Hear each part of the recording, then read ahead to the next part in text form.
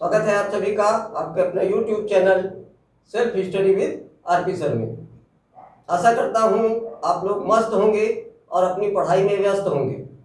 पिछले वीडियो में हमने कुछ बहुविकल्पीय प्रश्न किए थे। उन प्रश्नों का आंसर आपको केवल उस 4 विकल्प दिए होंगे, उनमें से एक को आपको छांटकर जो सही लगे आपको लगेगा या सही होगा उसको आप अपनी कॉपी पर लिखोगे और आपको 1 मार्क मिलेगा।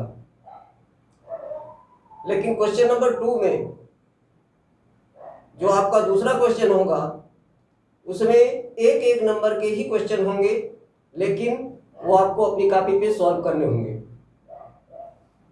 सॉल्व करके तब उसका आंसर लिखना होगा।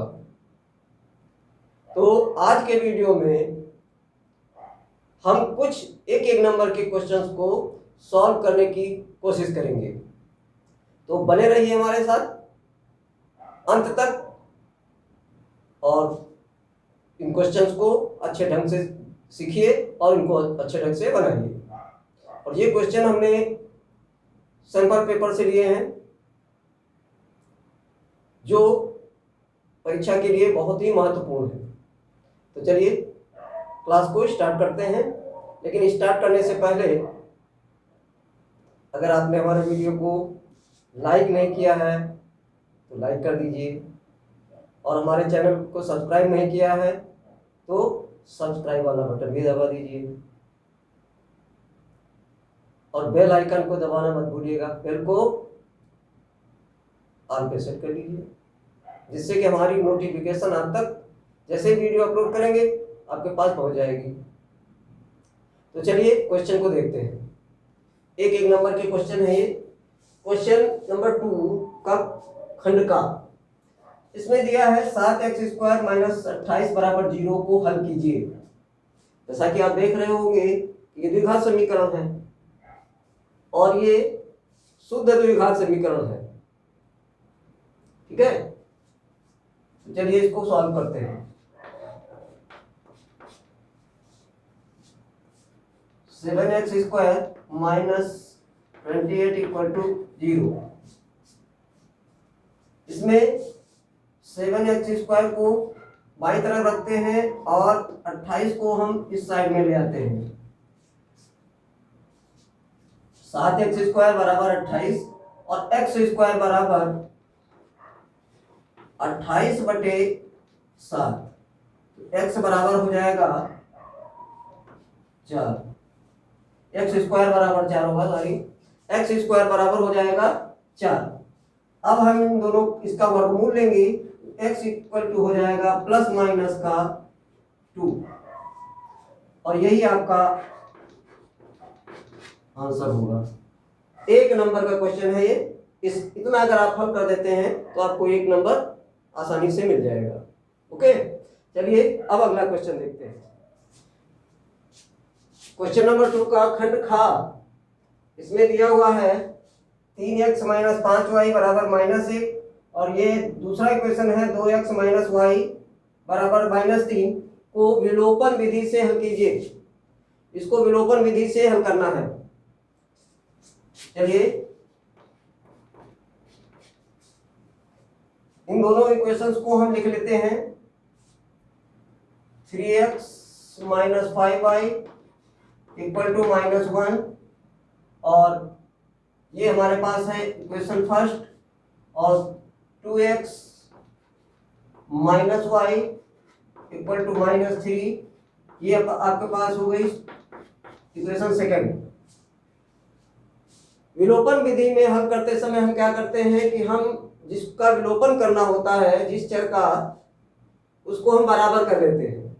तो देखिए यहाँ हम x का विलोपन करेंगे तो इसको पहले वाले को 2 से गुणा करना पड़ेगा और नीचे और दूसरे वाले समीकरण को 3 से गुणा करना पड़ेगा, तब ये 6 होगा।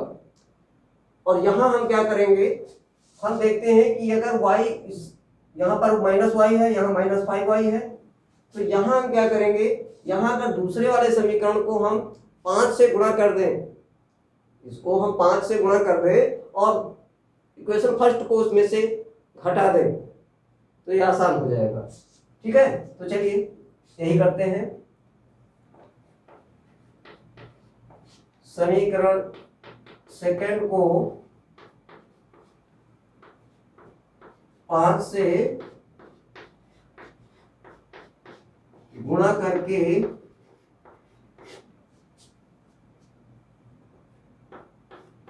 समीकरण फर्स्ट को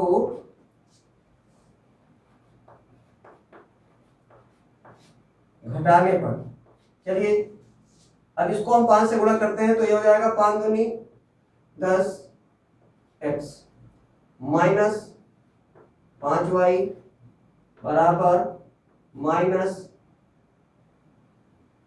5 से कर रहे हैं माइनस का 15 हो जाएगा। और दूसरा समीकरण हमारे पास है 3x माइनस 5y बराबर माइनस का 1। अभी हमने यहाँ पे लिखा है कि समीकरण सेकंड को 5 से गुणा करके 1 को घटाने पर, तो हमने क्या करना है, घटाते समय हमारे यहाँ के सारे चिन्ह जो होंगे वो बदल जाएंगे। ठीक है, अब क्या हो गया, ये 10 ये प्लस का है ये माइनस का है, 10 में 3 क्या आएगा 7 बचेगा, 7x हो जाएगा ये, और ये आपका कैंसिल हो जाएगा, माइनस 5y प्लस 5y वो बराबर हो जाएगा माइनस 15 है, ये प्लस का है तो यहाँ पे माइनस का आ जाएगा 14। x बराबर होगा माइनस 14 बटे में 7। ठीक है, तो ये आपके पास हो जाएगा x बराबर माइनस का 2। एक तो ये आपकी वैल्यू आ गई x की, x बराबर माइनस 2। अब हम क्या करेंगे, इसी समीकरण में x का मान रखेंगे। x का मान समीकरण 1 में रखने पर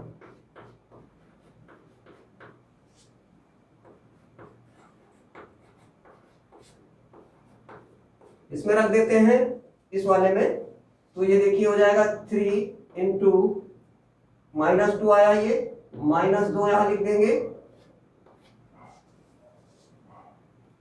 minus 5y equal to minus 1। अब देखिए इसका मल्टीप्लाई करेंगे तो ये माइनस का 6 होगा, माइनस 6 माइनस 5y बराबर माइनस 1। अब हम यहाँ क्या करते हैं, इस माइनस 1 को उस साइड में लेके चले जाते हैं, क्योंकि यहाँ पे ये माइनस का 5y है, इसको इधर लाएंगे प्लस का हो जाएगा, तो हम इसको इधर ले जाते हैं, माइनस 6 प्लस 1 प्लस 1 हो गया ये बराबर 5y। ठीक है, यहां माइनस प्लस घट जाएगा तो ये माइनस का 5 आएगा, माइनस 5 बराबर 5y। अब y बराबर क्या होगा, ये इसके नीचे आ जाएगा। ठीक है, तो माइनस 5 बटे ये 5 आ गया बराबर y।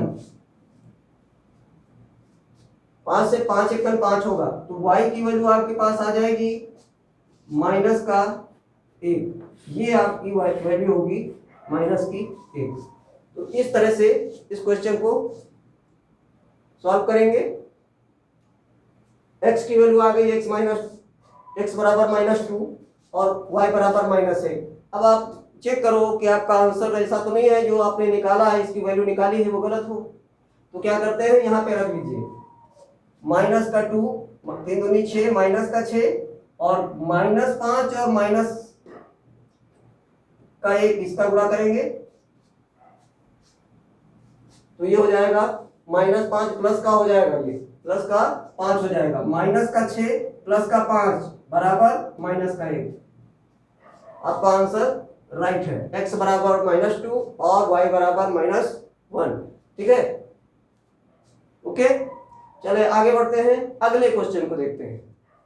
अब देखिए क्वेश्चन नंबर 2 का खंड का द्विघात समीकरण एक्स स्क्वायर प्लस के एक्स प्लस 3 बराबर 0 का एक मूल 1 है तो के का मान ज्ञात कीजिए।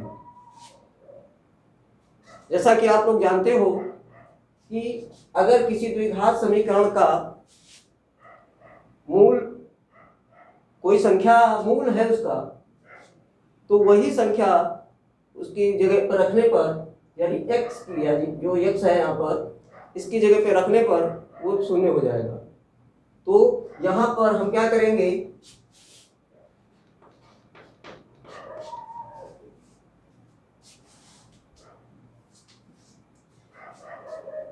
एक मूल 1 है, यानी एक मूल इसका क्या है, 1 है। तो अब यहाँ पर 1 रखेंगे तो ये 0 आना चाहिए, क्या आएगा। तो हम यहाँ पर रख लेते हैं x बराबर 1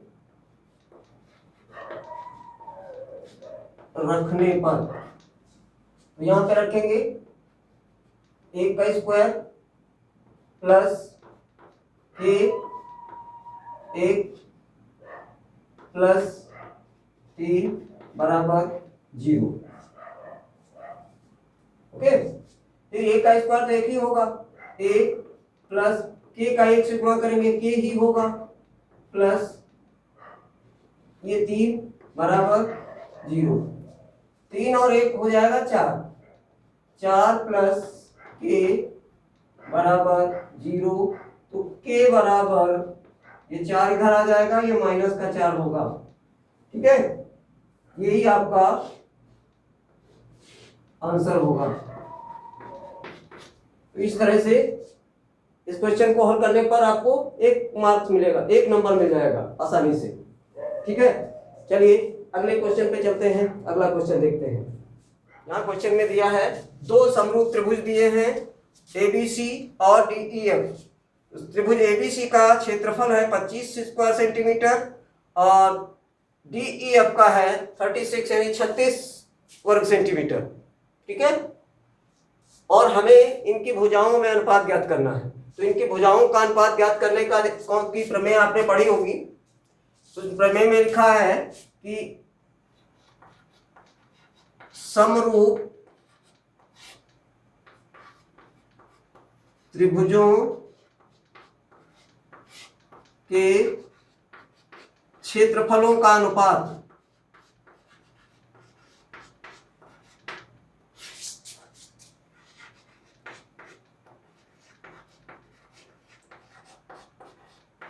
बराबर होता है संगत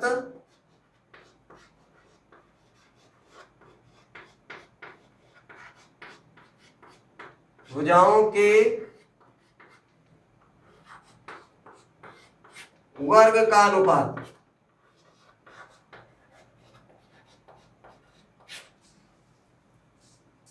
दो समरूप त्रिभुजों के क्षेत्रफलों का अनुपात बराबर होता है उनकी संगत भुजाओं के वर्ग का अनुपात।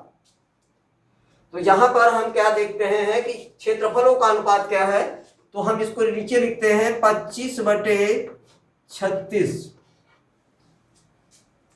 इसका क्षेत्रफल 25 है और इसका 36 है। हमने क्या लिखा, 25/36 बराबर किसके होगा, भुजा पहले हम लिखते हैं एडी और फिर लिखते हैं एडी, इनके स्क्वायर के बराबर होता है। तो अब हम क्या करेंगे, दोनों पक्षों का हम वर्गमूल लेंगे। तो इसका वर्गमूल आ जाएगा ये 5/6 बराबर AB/AD। यही हमें ज्ञात करना था। हमें प्रश्न में कहा गया है कि उनकी संगत भुजाओं का अनुपात क्या होगा, तो AB/AD बराबर 5/6। अतः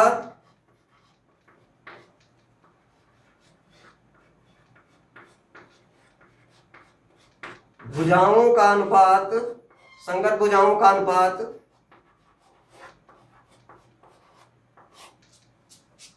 5/6 होगा। ये आपका आंसर है। इस तरह से 1 नंबर का क्वेश्चन आपका हल हो गया। ठीक है, चलिए आगे बढ़ते हैं अगले क्वेश्चन की तरफ। अगला क्वेश्चन है, किसी पेड़ की छाया उसकी ऊंचाई की √3 गुनी है, सूर्य के उन्नयन कोण का मान ज्ञात कीजिए। यहां पर हमें ये कोण ज्ञात करना है, इस छाया से सूर्य का उन्नयन कोण ज्ञात करना है। ठीक है, तो देखिए, माना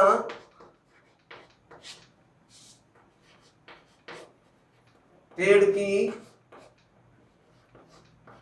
ऊंचाई बराबर x तथा सूर्य का उन्नयन कोण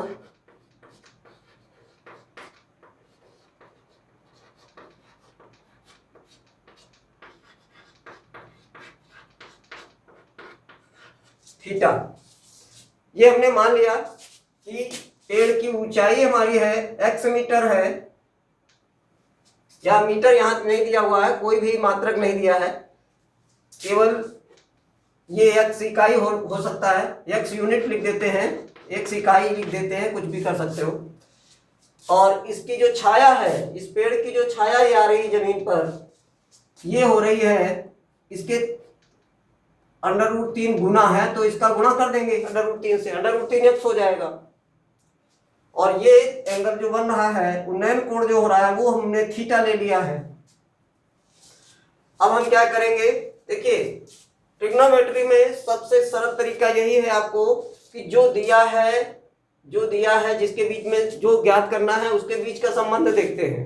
ठीक है, तो हमें क्या दिया है, देखिए ये लंब दिया है और आधार भी हो गया। अब हमें इस कोण को ज्ञात करना है, तो जब हमें लंब और आधार दिया है तो हम आसानी से tan से ज्ञात कर सकते हैं कि लंब बटे आधार tan होता है, cot से भी कर सकते हैं, कंफ्यूजन मत कर लेना। tan होता है लंब बटे आधार और cot होता है आधार बटे लंब, तो आप दोनों से ही इसको हल कर सकते हो। तो चलिए हम इसको tan थीटा से हल करते हैं। tan थीटा बराबर x बटे, ये हमारा परपेंडिकुलर है, ये बेस है, तो परपेंडिकुलर x है और बेस √3x है। देखिए x से x कट जाएगा, ये 1 आ जाएगा यहां पर। ठीक है, समझ में आ रहा है। tan थीटा बराबर 1 बटे √3।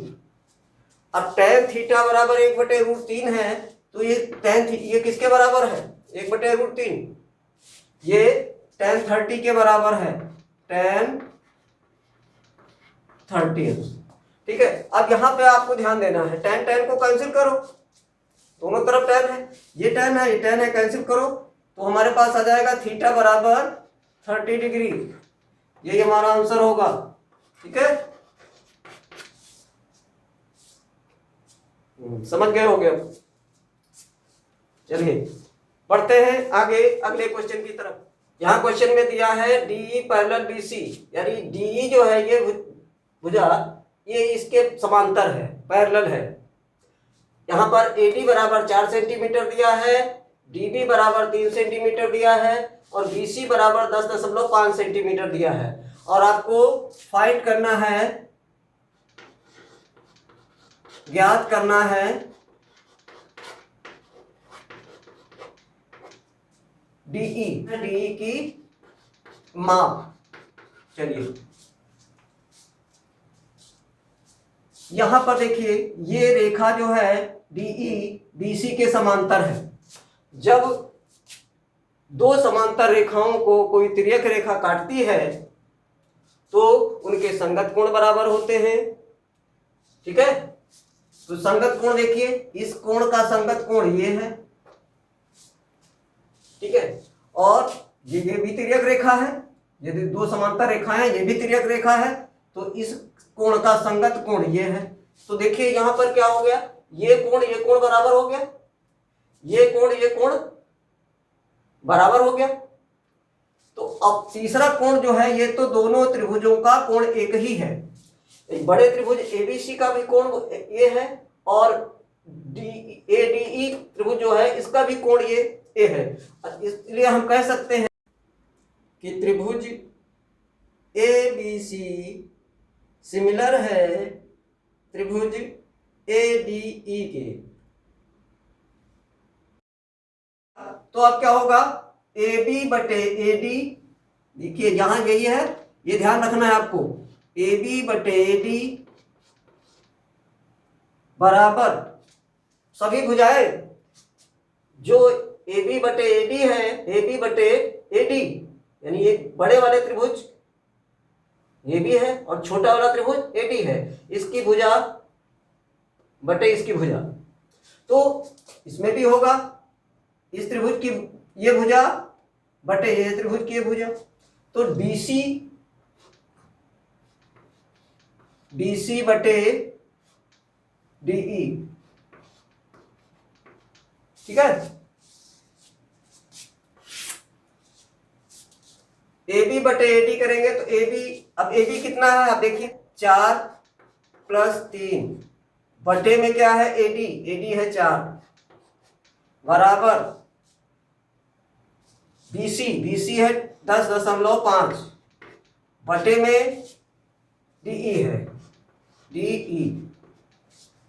अब देखो ये हो गया 4 3 7 जुड़ जाएगा, D इसका क्रॉस मल्टीप्लाई करेंगे, DE का इसके साथ करेंगे तो ये आएगा 7DE इक्वल टू, इसका इसके साथ करेंगे तो 10.5 का 4 से करेंगे तो ये आज हो जाएगा 42। अब DE बराबर क्या होगा, 42 बटे 7 बराबर 7 × 42 6 सेंटीमीटर, ये आपका आंसर होगा। ठीक है, चलिए अगले क्वेश्चन को देखते हैं। तो अगला क्वेश्चन आपका है, दिखाइए कि 4 की घात n अवयव है कैपिटल N का, यानी कि कैपिटल N का मतलब प्राकृतिक संख्या, नेचुरल नंबर, यानी कि जो n होगा ये पावर जो है वो नेचुरल नंबर का सदस्य है के रूप की कोई संख्या कभी भी अंक 0 पर समाप्त नहीं होगी।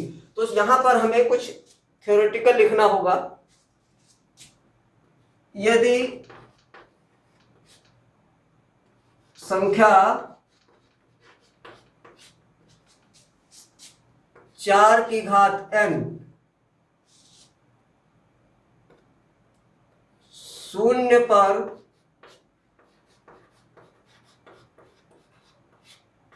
समाप्त होती है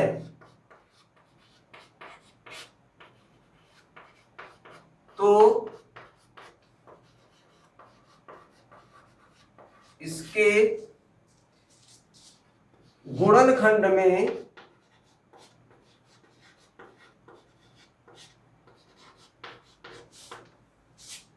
दो और 5 अवश्य होने चाहिए,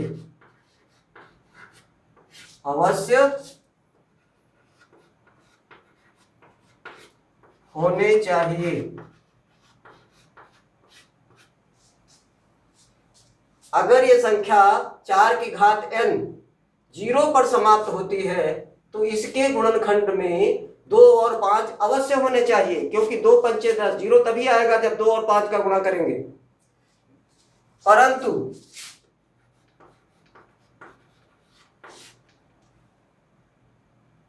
फोर की पावर n बराबर होता है 2 × 2,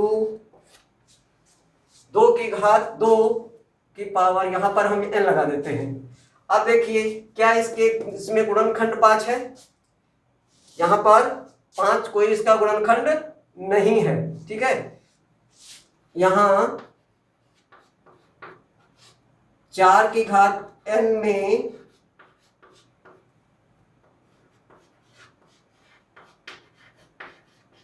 गुणनखंड 5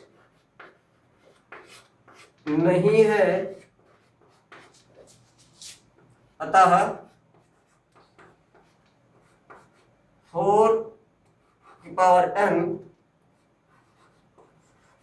कभी भी 0 अंक पर समाप्त नहीं होगी, समाप्त नहीं होगी। ये आपका प्रूव हो गया। ये आपको, यही आपको करना है और कुछ नहीं करना है। चलिए एक अगला क्वेश्चन देखते हैं। अगले क्वेश्चन में कहा गया है कि उस त्रिभुज का क्षेत्रफल ज्ञात कीजिए जिसके शीर्ष 1, -1, -4, 6 और -3, -5 है। तो यहां पर हम मान लेते हैं एक त्रिभुज का शीर्ष है ए, वो है 1, -1, बी -4, 6 और सी -3, -5 है। ठीक है, ये हमारे पास ABC आ गया।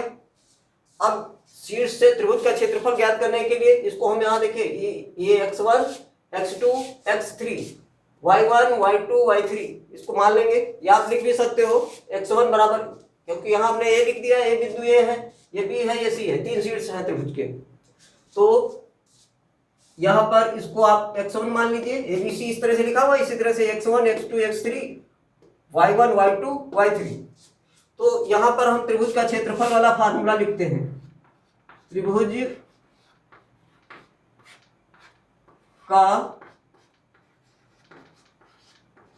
क्षेत्रफल बराबर 1/2 x1 y2 - y3 plus x2 y3 - y1 plus x3 y1 - y2, और ये बंद हो गया। ये होता है त्रिभुज का क्षेत्रफल का फार्मूला।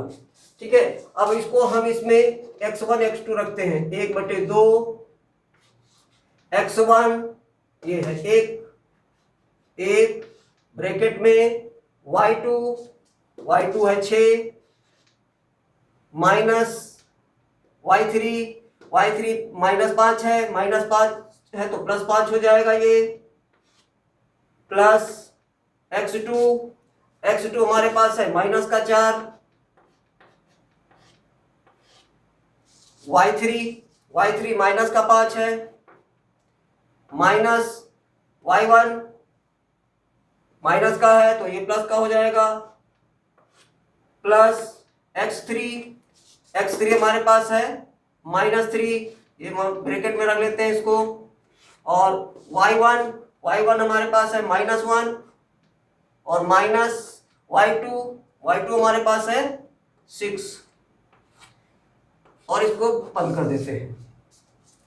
बराबर 1/2 6, 5 जोड़ लेंगे, 6, 5 11, मल्टीप्लाई भी कर लेंगे साथ में, 11 एकम 11, ये आ जाएगा 11। अब देखिए यहाँ प्लस और माइनस बाद में लिखेंगे, पहले देख लेते हैं कि माइनस होगा या प्लस होगा। -5 और +1, या फिर यहाँ पे प्लस लिख लेते हैं। अब इसको चेक करते हैं, -1 -5 +1 -4 हो जाएगा, ये इसमें से ये घट जाएगा ये। ठीक है, तो -4 होगा आपके पास, -4 का गुणा करेंगे तो 16 हो जाएगा, प्लस का हो जाएगा ये 16। फिर ये वाला प्लस लिख लेते हैं, -6 और -1 दोनों आपस में जुड़ जाएंगे, -7 हो जाएगा, और -7 -3 से गुणा करेंगे तो +21 हो जाएगा। इसको हम इस तरह से लिख लेंगे +21, और ब्रैकेट को कर देंगे क्लोज्ड, बराबर 1/2 गुणे, अब हम यहां पर सारी संख्याओं को जोड़कर रखेंगे, 6 1 7 1 8 1 1 2 3 4, ये आपका आ गया 1/2 गुणे 48, 2 से कटेगा, ये आ जाएगा 24, यानी कि त्रिभुज का क्षेत्रफल जो होगा 24 वर्ग इकाई होगा। यही आपका आंसर होगा। उम्मीद करता हूं आप लोगों की समझ में आ गया होगा, अच्छे ढंग से आया होगा। अगर समझ में आ गया है तो फिर हमारे वीडियो को लाइक भी कर दीजिए, को शेयर कर दीजिए, और अगर हमारे चैनल पे नए हैं तो चैनल को सब्सक्राइब भी कर लीजिए। अगले वीडियो में, इस वीडियो में मैंने एक एक नंबर के क्वेश्चंस के बारे में बताया है, और इन एक एक नंबर के क्वेश्चंस को आप तैयार कर लोगे, मैं दावे के साथ कह सकता हूं इनमें से क्वेश्चन आना ही आना है। और अगले वीडियो में अब 2 नंबर के क्वेश्चन पे फोकस करेंगे। जो 2 नंबर के क्वेश्चन आते हैं मैं उन 2 नंबर के क्वेश्चंस को कराऊंगा। फिर मिलते हैं अगले वीडियो में, तब तक के लिए जय हिंद।